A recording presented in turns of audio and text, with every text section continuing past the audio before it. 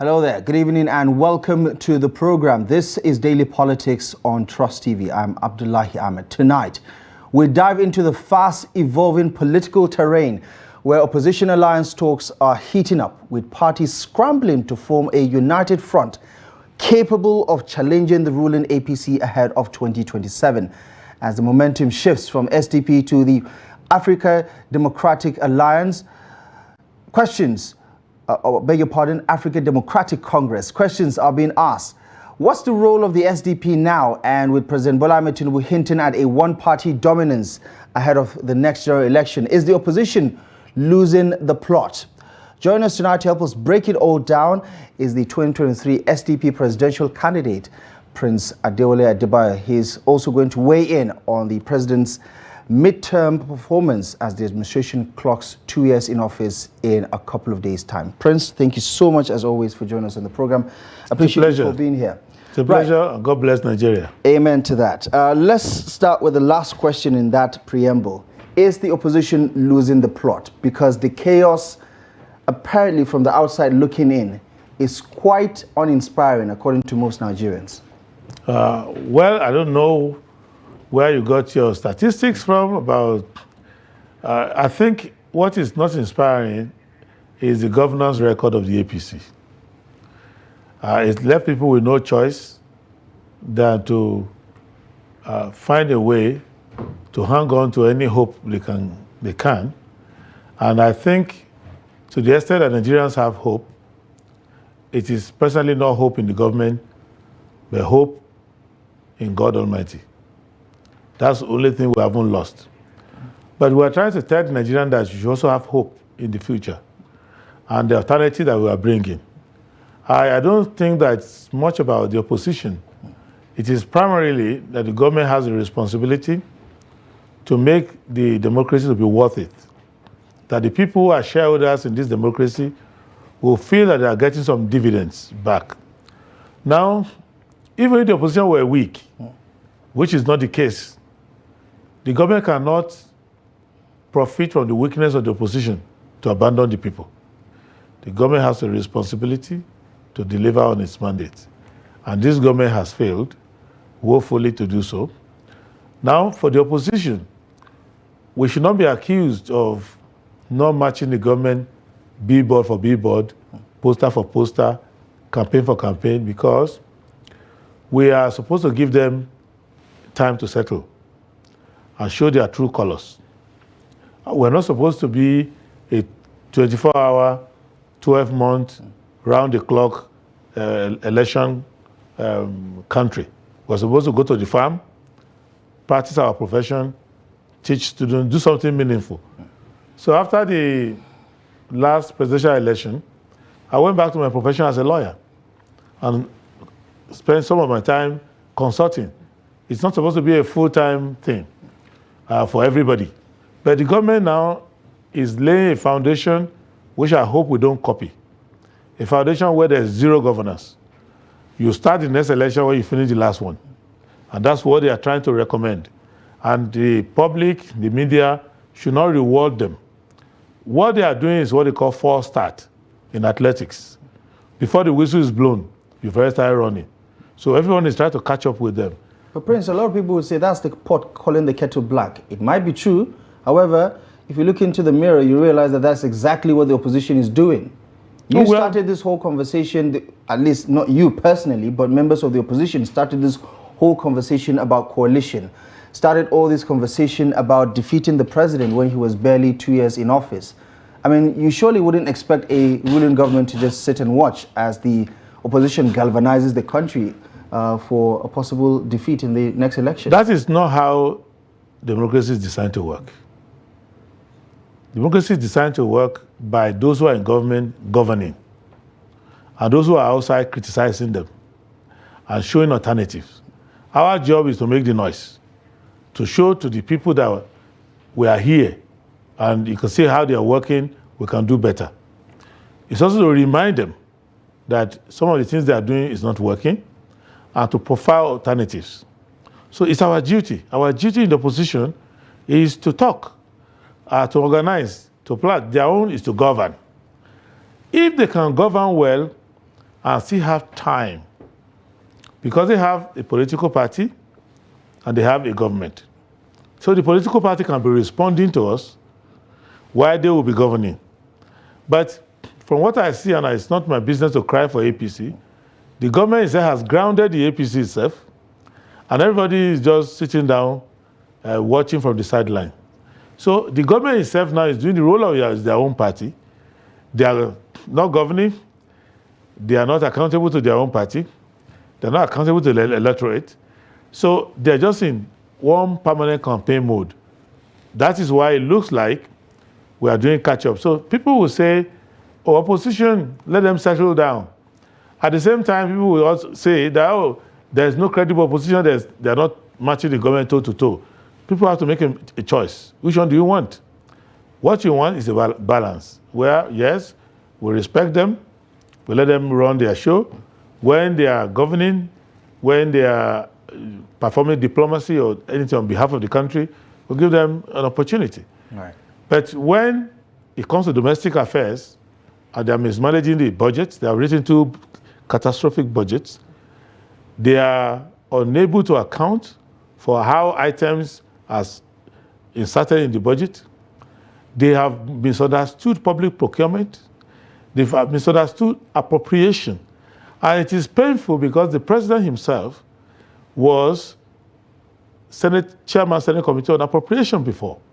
So it shows to you that what they are doing is deliberate mismanagement of public funds, privatization of what is public worth, and misdirection of governmental priorities. Right. So this is what is happening, and it's happening both in the executive and in the legislature. So we have a duty not to keep quiet.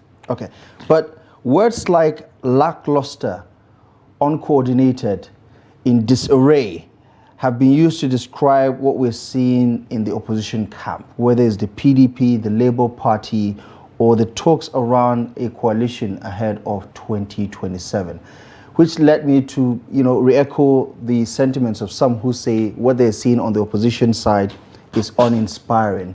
How would you categorize what is happening right now, especially considering the pedantic nature of the conversation about whether this coalition is going to coalesce into the SDP, or we now understand that the ADC is on the table, or even a new political party may be formed before 2027. What are Nigerians supposed to make of all of these developments? Nigerians are not worried about that. Nigerians are worried about food on their table. They're worried about transportation. They're worried about security.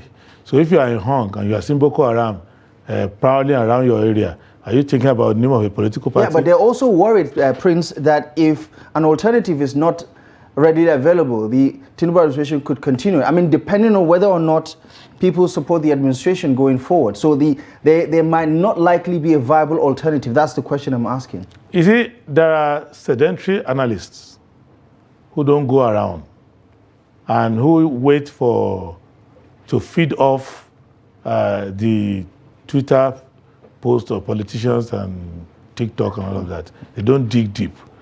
Those are the ones who are doing surface analysis, and they can be confused. The people on the street are organizing and are yearning for us to put an end to the mystery they are going through. This is farming season. I'm a farmer. I've been busy with farming, monitoring all the places where I have farm plantation and all of that. All the input is terrible. I tried to buy a tractor a few days ago.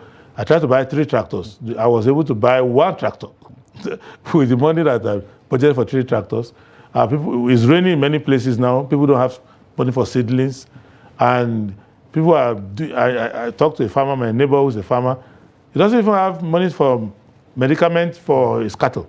So what I'm letting you understand is that there's deep conversation that shows that this government is failing. There's no debate about that. Now, the mechanism of opposition, we need to understand. We signed up for a multi-party democracy. Opposition should come together.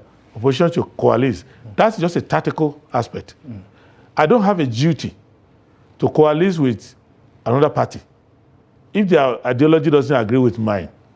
I am supposed to mobilize for my party, grow my party. You grow your own.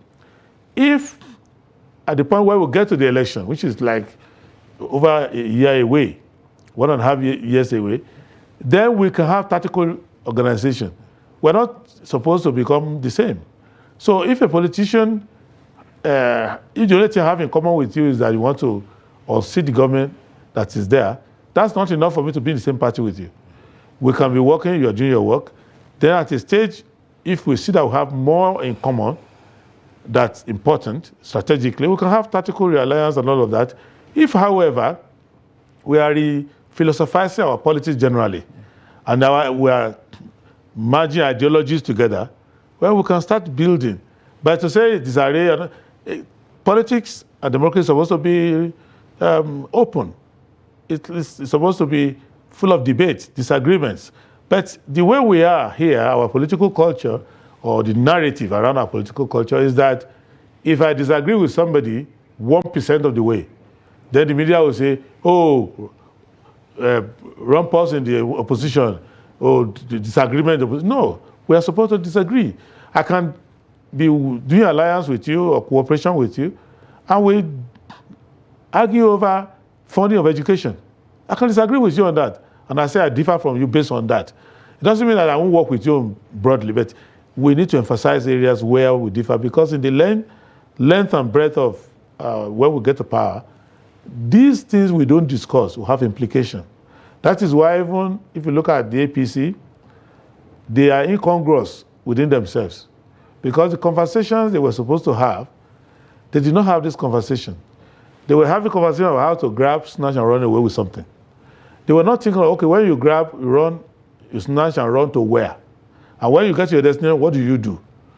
They were not trying to debate. They were just saying, just buy the vote, who cares? Now they are all together. Prince, to be honest, you're talking about a party that has won a general election 3 times in a row. Is it? That is not suggestive of a party that doesn't have any strategy. There's electioneering strategy, which they have summarized by themselves as grab, snatch, and run away. Is that how they describe it? That's what they described. Their leader, who is the leader of our country now, but the commander-in-chief, President Tinubu, who is the head of APC, says, don't disturb yourself. Just grab, snatch, and run away. And I don't remember when he said it. Well, I'm not in your research department, but you can always call somebody before we finish the show, tell your producer to look for it. He will get it for you. So the power is not given. You have to, power is not a la carte, that's how you put it. You have to grab, snatch, and run away. So now he has grabbed, snatch, is in serious trouble, because governance cannot be snatched away. Governance is about planning. It's about recruiting people you are going to use. When you are the president of Nigeria, you are the commander-in-chief, you are managing the human resources first. Because if you manage the human resources well, even material resources you don't have, the human resources can get it for you. So they are not managing the human resources. The best people are not put in government, and the people put in government are not led in the best of ways. So this is what we should emphasize. Opposition will have different challenges with respect to how our politics is done, and we'll have a conversation with Nigerian people that your expectation of the political party must be an expectation of what they will do when they get to power, not an expectation of what they will give you on their way to power. And if that conversation is understood, the way we even select our candidates will be different. We won't be saying, go and check his account. Does he have a lot of money? Does he look like a fund an election? You start to look at, can he perform when he's put there? Can he mobilize people? Can he unite the country? And some of the differences we see, which is about ambition, will be put down, because people understand that if you have a winning team, the President Tinubu's problem is that he doesn't want to be a winner in governance. He wants to be a winner in election. And once he wins the election, he says it's over. Let me plan for the next election. And as a result of that, his governance team can't govern. Why? Because they are essentially a campaign team. Right, okay. A little earlier in the day, the APC held a national summit, which is supposed to be a precursor for the May 29 anniversary of the Tinubu administration marking 2 years in office. Let's first of all start with a soundbite from the Senate President, Senator Adewole Adebayo. His position on the election coming up ahead and the performance of the Tinubu administration. Let's have a listen to the Senate President speaking earlier at the APC National Summit. The political sagacity of President Ahmed Tinubu, in view of the fact that despite very difficult times, he has been able to set Nigeria on a path of growth, confirmed by the International Monetary Fund. In view of the fact that Nigerians are grassroots people, are very excited. In view of the fact that even the members of the National Assembly and senators said they have never had it this good. The leadership of the House of Reps should join me. I want all the members of the National Assembly of the APC extraction to stand up wherever they are. I want the distinguished senators to stand up where they are. And you will re-echo what I'm going to say. Those who love you will also join. I want to move, and let it be moved, that not only will President Ahmed Tinubu be a sole candidate for the presidency in 2027. All right, we didn't hear that last part, but of course it was an outright endorsement of the president ahead of 2027. Not just as the APC candidate, but of course the Senate President was alluding to how, because of what's happening on the other side, there is probably not going to be any sort of meaningful contestation for the presidency. But let's hear it from the horse's mouth. The president speaking about some of these challenges as well as the political atmosphere in the country. I just need to tell those ones saying one-party system is no good.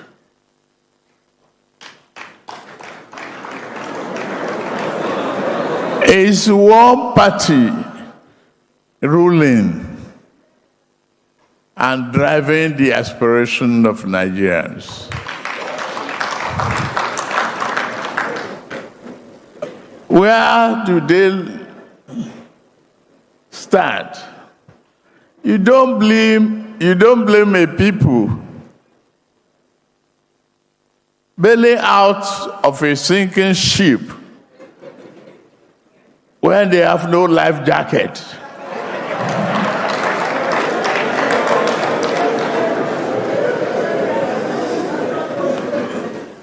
I'm glad of what we have, and I'm expecting more to come.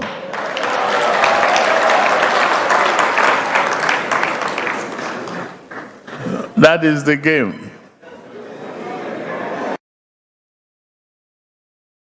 Words to live by. That is the game. Your initial reaction to what the president, first of all, had to say. I mean, obviously he has heard the reverberations around one-party state because of the numerous defections that have been recorded lately. He says it's one party that is delivering, and that's why Nigerians shouldn't expect anything else. What do you make of his thoughts? It's unfortunate because the president is approaching his midterm. He's spending the money of all Nigerians, making decisions for all Nigerians. He's supposed to be accountable to all Nigerians. But he's talking like a chairman of a party, not like the commander-in-chief and head of state of Nigeria. So he's forgotten who he's working for. He thinks he's working for the fat cats who are in that hall, who say they've never had it so good. He doesn't understand that the Nigerian who is in Burma, the Nigerian who is in Chibok, the Nigerian who is anywhere in Katsina or Kogi or anywhere where there is no peace now, wants to know from him what plan he has for them. The women who carry their babies on their back and they take them to the hospital, they cannot pay medical bill. They can't feed them. People whose degrees, certificates are under their pillow, and they have no job. They want an answer. They don't want you to be taunting opposition and joking and all of that. They want you to say, this is how I've served you. These are the mistakes I've made. This is how I want to correct them. This is what I have for you in the future. He's forgotten all of that. It shows to you that he's not conscious of the requirements of that office. And I keep telling Nigerians, be careful about people who just have ambition to be big men, to occupy big positions, and control large resources, without looking at the other side of the balance sheet, the responsibility that comes with it. And that is the problem that it is, in my own view, with much respect to the president, that is an irresponsible way to give a midterm report. I mean, he's speaking to an APC congregation. Isn't that a typical campaign vibe? That No. you exaggerate, you use a lot of hyperbole. It's more or less like a campaign theater there. No, it is a midterm. A midterm, even when we used to be in school, they used to give a midterm report. Midterm is about how well you have done. I expected them to sit down there and have sober reflection and compare notes and understand the difficulty. Many of the representatives there and senators who are being asked to come and stand behind the Senate president, some of them can hardly go home without heavy escort to their constituencies. They are getting richer from what I'm hearing, and they are launching vehicles with public money and putting their names on them and all of that. And they are inserting a lot of items unlawfully, in my view, into the budget. They are assuming that the money put in the budget, billions, is their own personal money. They don't understand the law of appropriation. So they're there. In my mind, they should reconsider. This is because the president is our president. He's just not as an APC person. So even me, I feel pain seeing the leader of the country making a joke like a stand-up comedian on a serious matter of accountability, of saying that you said, if you don't give us stable electricity, you are done. You are halfway there. The electricity is worse than before, and we are paying higher for it. We can hardly do reasonable telephone calls. I'm sure it's happening to you. So calls are dropping, bandwidth is narrowing, no service is going on well. You are not able to fix the roads on time. Rainy season is coming now. You cannot give input to farmers. You cannot satisfy workers. You cannot employ more people. So what are you doing? You are just having a joke. I mean, it clearly looks like a victory lap for the APC, and a lot of people, I mean, the chairman of the party also said so many things about, how the party is gaining a lot of ground and everything. But do you also think that, the APC and the leadership of the party and the people in charge of the government are living in an alternate reality compared to what some Nigerians would consider a below par performance? No, I think that first, they're not even performing anymore. They have gone AWOL. But what I see here, when you study it, is not that they are living a cocoon. They're acting a script. They've confused themselves to the point where they want to please the emperor. They are competing about who is going to be a jester for the man. And the man is a highly intelligent person. How he falls into this trap, I don't understand.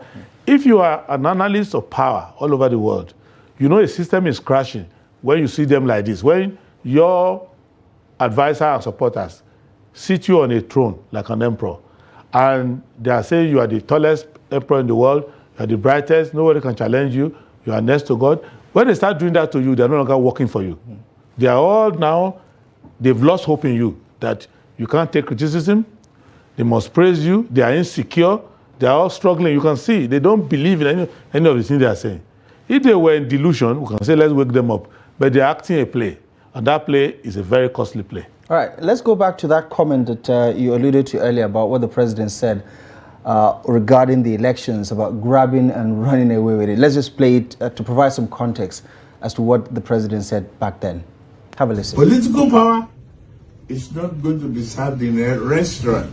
It's not served in a la carte.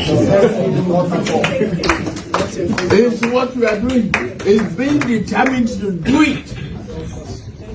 At all costs, fight for it, grab it, snatch it, Yes, sir. and run with it. Yes, sir. Jagaban. Jagaban.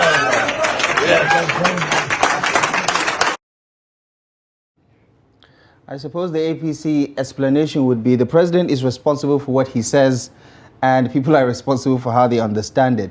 But of course, how does this play into what many Nigerians express in terms of concerns about what the election could look like? Because the 2027 election would be the first major election that will be conducted under the Tinubu administration. Are you worried about what kind of an election Nigerians are going to experience? No, I am worried about how people are going to live safely, securely, and in some little comfort and prospects of survival and hope between now and that election time. So I plead with the president. Even though I'm opposition, I plead with him. Have mercy on the people. Stop being funny in a situation of tragedy. Stop this. You think he's making light of serious issues? Yes, because he's now he feels entitled to unearned victory. He's deliberately pretending that he doesn't know that people are having a hard time. In a way, they are even looking like, okay, people are so poor, people are so broke, people are not doing well, they can't even organize very well, so let's just roll them, steamroll over them. But lives are at stake. Forget about me. Being your opponent, I want to challenge you and remove you in the next election. Forget about all this opposition. Remember that God has given you an opportunity to be a servant and take care of his people. Show mercy, show kindness, show reflection. Think about the mortality of human beings. Think about the lives that God has put under your custody. Forget about their party label. Forget about everything. Remember that there's a day of judgment and all of us will be accountable. And that leadership is a burden. Be serious. Leave politics. Face the work. In fact, I can agree with the president that if he's worried about us, we can suspend campaign for 6 months and let him govern properly. Officially, nobody is supposed to campaign at this moment. No, because everybody's campaigning underground. So let us work and deal with security. A country that is being infiltrated by a resurgence of what they call Boko Haram, resurgence of ISWAP, and different other ones, banditry, kidnapping. There are estates inside the capital city where bandits and marauders and hoodlums carry guns and go and block them and rob them.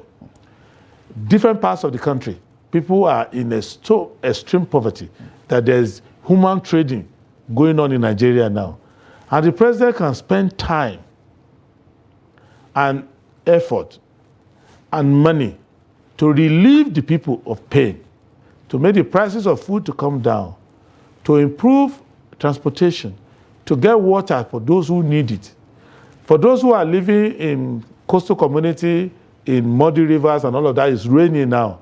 You don't want to hear that flood is coming to wipe lives later. I just came back from Plateau, where I saw real life tragedy of people in Bokos and other places. Where up to now, they welcome any help you can give them for relief. There are people in Abuja here, if you go to Sauka, who have been IDP, children who were born in IDP camp who are now in secondary school. The president needs to stop all this comedy show. He needs to be serious. He needs to know that only God can determine who is alive tomorrow. Forget about 2027. Right. There's nothing I say that about we are going to remove your power that should worry him. He should look up and say, God has given me an opportunity. Let me do the best I can. Every minute that I'm in that office, where he's confused, he should kneel down and pray to God for insight. He should govern well. We will meet later on at the polling unit, but let him govern well. That's my number one challenge to the president. The president did say that is the game, alluding to the defections, but also something that has become somewhat of a trend recently is this wave of endorsements. We saw the APC caucus in the Northwest, governors, lawmakers endorse the president. We saw just 48 to 72 hours ago, the Progressive Governors Forum also endorsed the president for 2027. Lawmakers who are even in the opposition party, for instance, in the Southwest, endorsing the president for another term. North Central, the same thing.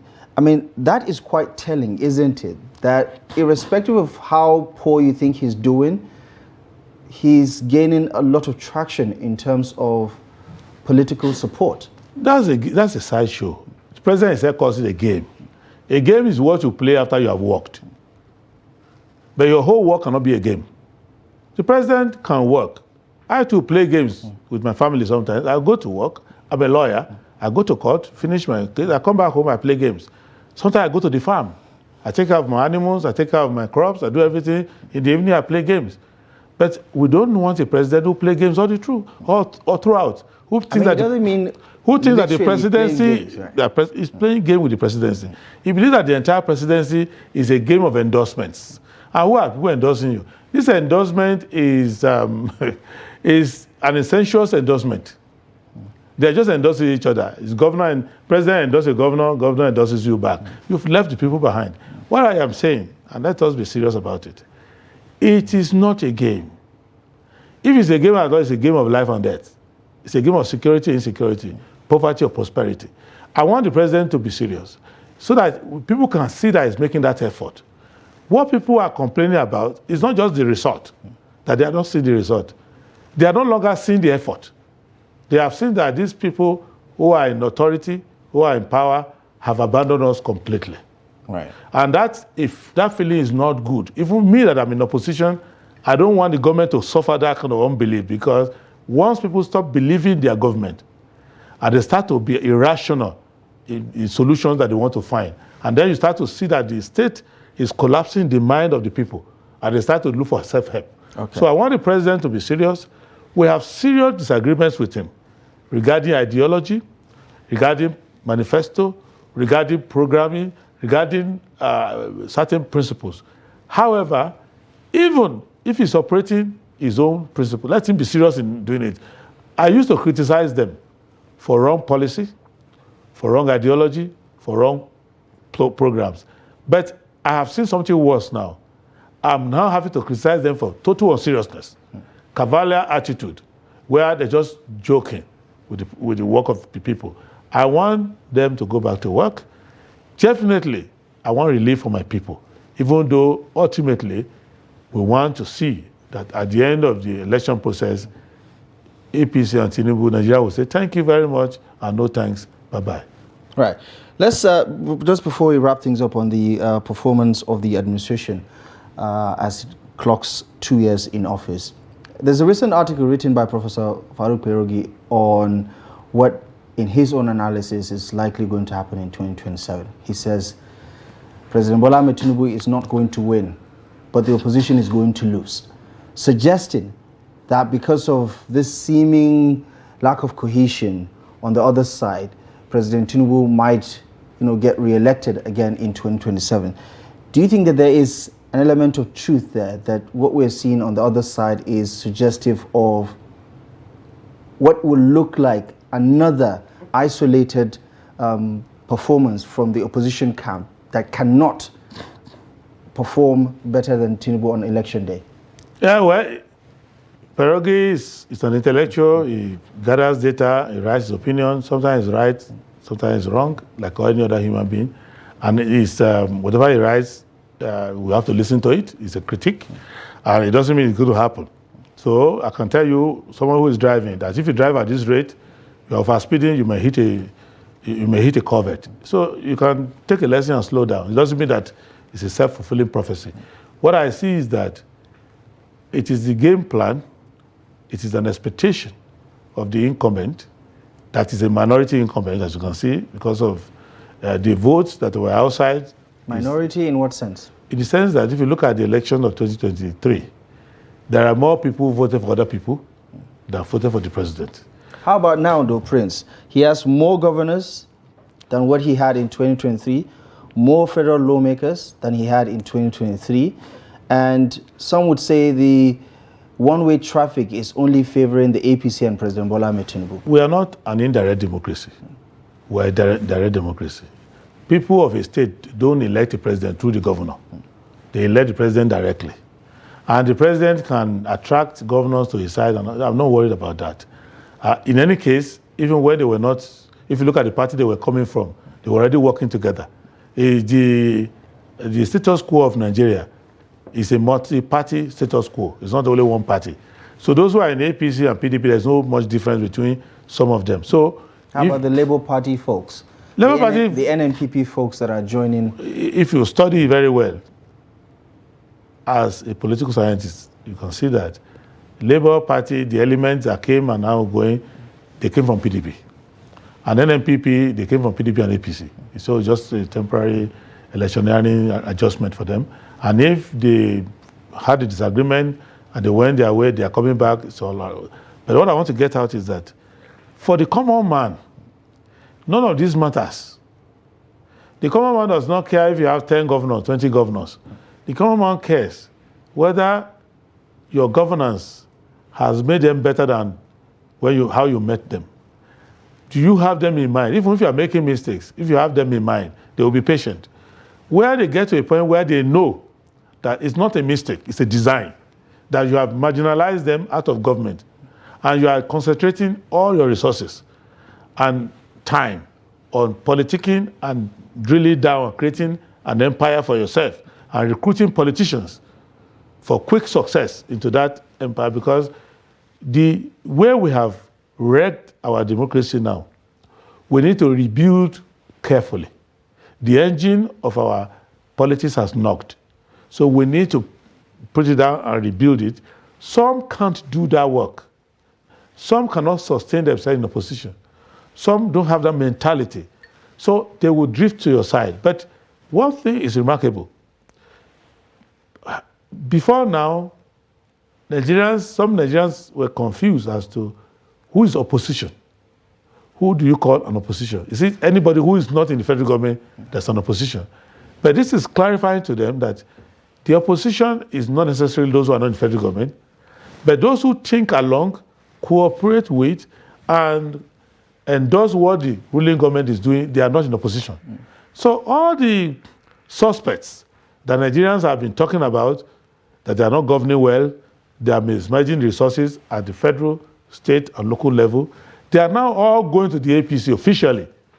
So it is now easy for Nigerians to just target them en bloc and realize that all of them, almost all of them, are in one place. I'm more worried about those who are claiming to be in opposition, who are actually working for the ruling government. Right, so let's talk about that for a moment. But before I ask you that particular question, just as a final thought in terms of performance, if you have to score the administration on a scale of 1 to 10, looking at just 2 years, what would you give it? I'll give them 2, because in other areas I'll mark them absent. So they have continuous assessment they didn't show up for. So if you have continuous assessment, you didn't submit your assignment, so they will mark you absent. So you're not impressed with whether it's the student loan scheme, you're not impressed with the management of the oil and gas sector, for instance, with the removal of fuel subsidy, the state's earning more. You're not impressed with efforts to emancipate the third tier of government. You're not impressed with economic reforms. The president has called all of those things a game.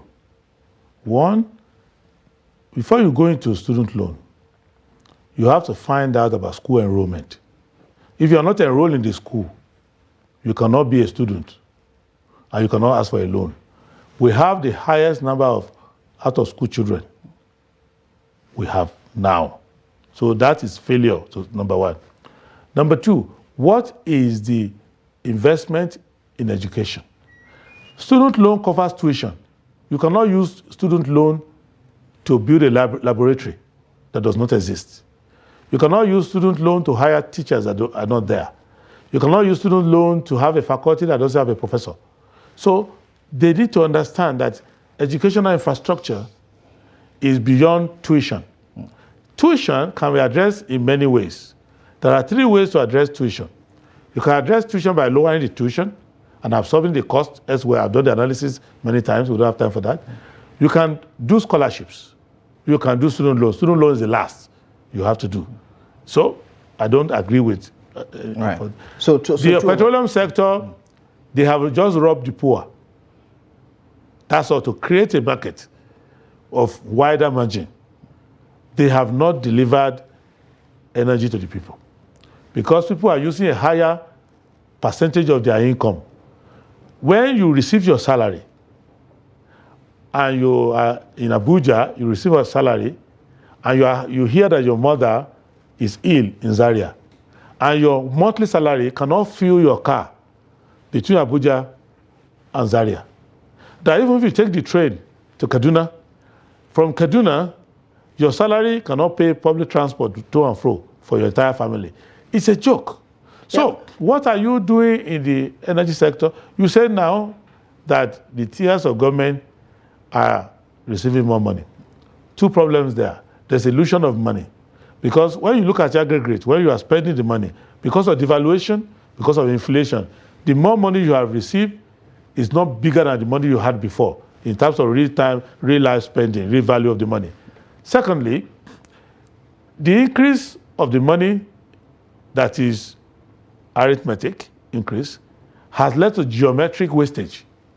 So you can double you would place all of that on the table of the president? Because it's including the management of these resources by the subnationals? Because he's trying to take credit. If he's trying to take credit for the journey, he has to take credit for the accident that occurred during the journey. If he's not taking credit to say, I've given more money in a manner that doesn't make any sense, in which case, in order to give more money, you kill the currency. You do poor fiscal management, poor monetary management. So you think floating the naira, getting rid of subsidy, all of these are bad policies? Because they are unnecessary for the problem they want to solve. Thirdly, you say that they liberated the third tier. Have they got their money? There is a game of slush fund that they are doing with the local government. So that's why all the governors, some of the governors, not all, are just doing fake elections into local government. Because now they have seen local government like a slush fund that all of them are storing there. So they are, neither the governor nor the federal government is obeying the Supreme Court judgment. None of them is following Section 7 of the Constitution. None of them is accounting for the money of the local government. They are even trying to gerrymander the local government to make sure that I put my own agent in the local government before I release the money. There are so many issues. I don't want to depress Nigerians, but don't take credit for misery. Don't take credit out of mismanagement. Don't take credit out of unconstitutionality. Okay, let's talk about what's happening on the other side of the aisle. You earlier on did express your concern. You say it's a good thing that all these people are showing their hands now, joining the APC. At least Nigerians know where they stand. But you're also concerned as to whether you have double agents, so to say, on your side of the aisle, whether it's in the SDP or it's in the PDP or Labour Party or any other. Talk to me about the quality of the conversations we're having so far, because this week we had two of the major camps debunking one particular speculation around a power sharing agreement. Atiku Abubakar has been mentioned, Peter Obi has been mentioned. You recently have been asked if you would step down for Atiku Abubakar. You said, no, that's not going to happen. There are concerns that there are too many chefs in the opposition camp trying to negotiate or bring together this coalition. And that ambition itself is one of the problems that could undermine the entire endeavor. Do you have such concerns? And regarding those double agents, what worries you the most about them? You see, when I talk of double agents, they're not double agents to me. They're double agents to their constituents, to the people. When you say you're in opposition and people invest energy in you, only to find out that you're actually part of the establishment the people don't like. So the camouflage is the same thing that happened when Buhari was brought.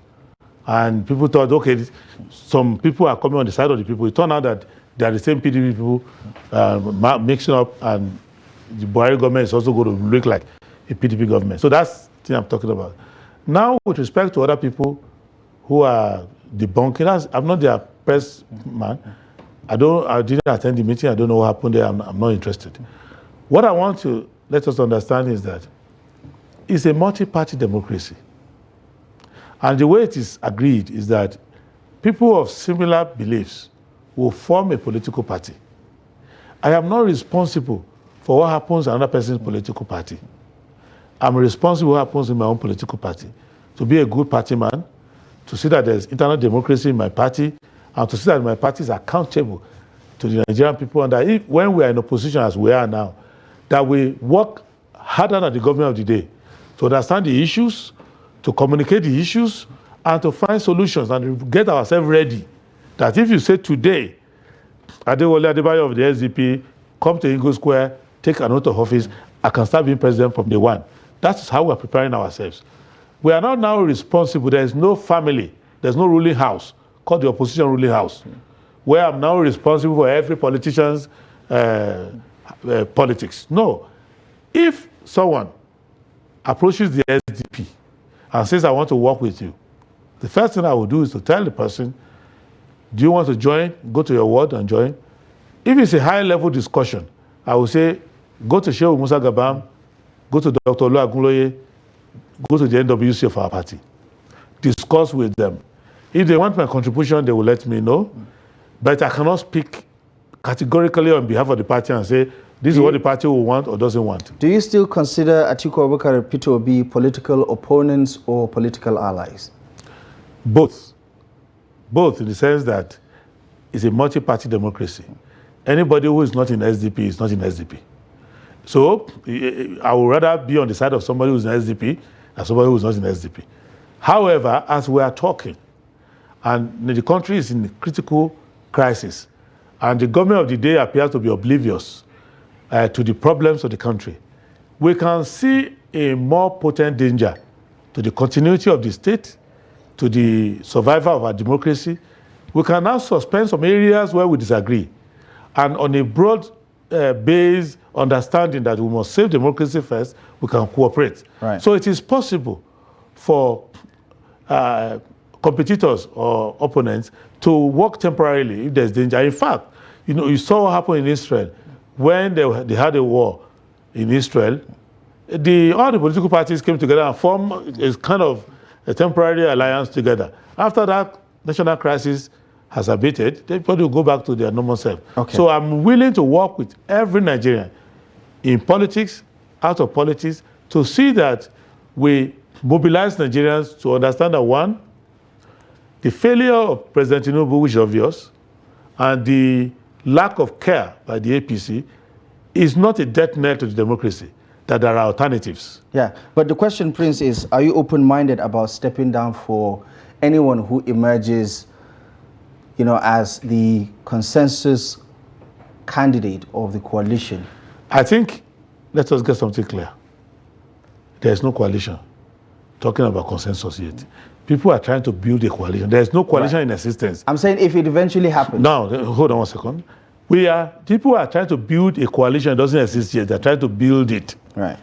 Now, when it is being built, it will be built in consonance with the Constitution of Nigeria, because we are based on the elective principle, which means everybody who is going for any particular office, whether national, state, or local, they will go through a competitive process that is fair. Whoever is the winner, there's no stepping down. Whoever is the winner, they will cooperate with that winner. That's the whole idea. I hope you can answer this question in less than 30 seconds because we're completely out of time. If the choice to you is for the SDP to join the coalition or... No, the coalition will join the SDP. That's how it's going to be. I was about to get the question. If you have to choose between SDP joining the coalition or the coalition joining a different party, which one would you choose? What SDP wants is a coalition with Nigerians. So any coalition, alliance, or individual, they are free to join the SDP. But if the SDP is too stringent for you or is not suitable to your politics, you can go elsewhere. It's called a multi-party democracy. But we prefer that everybody comes to SDP because it makes sense. On merit, SDP is the best party. On record, SDP is the best party. And currently, we have the best ideas. So why would you not join the best if you want the best for the country? Prince, as always, thank you so much for the analysis. I appreciate you joining us on the program. Thank you, and God bless Nigeria. Amen, as always. Thank you most kindly for joining us on Daily Politics tonight. We appreciate your time and company. We'll be back tomorrow live and exclusive at 8 p.m. on Trust TV. Until next time, I'm Abdullahi Ahmed. Good evening.